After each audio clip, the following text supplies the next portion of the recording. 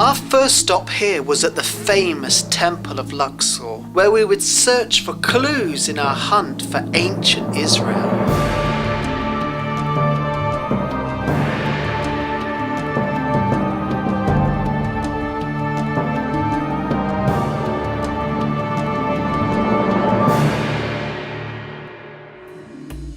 Continuing on our trail to find the people and the events of the Bible around in the history of ancient Egypt.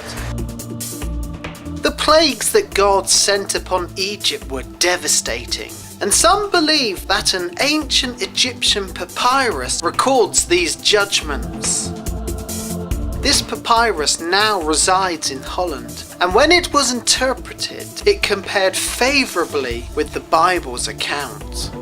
The Bible says in the book of Exodus, all the waters that were in the river turned to blood. The papyrus says the river was turned to blood. The Bible says the Lord sent thunder and hail and fire darted to the ground. So there was hail and fire. The papyrus says fire ran along the ground. There was hail and fire.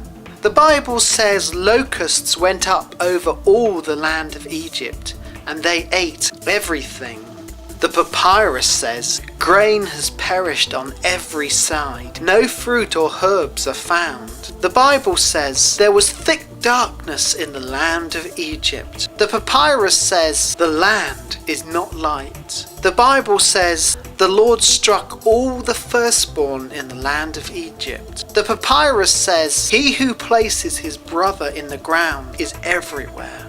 The Bible says there was a great cry in Egypt. The papyrus says groaning is throughout the land, mingled with lamentations. When this papyrus was first interpreted, it was believed by many to be an Egyptian account of the biblical plagues. However, many scholars today suggest that it dates too far back, and it may well describe the fall of the Old Kingdom. Yet, for some biblical scholars, the unparalleled association with the Bible seems to indicate that this document describes the judgments of God.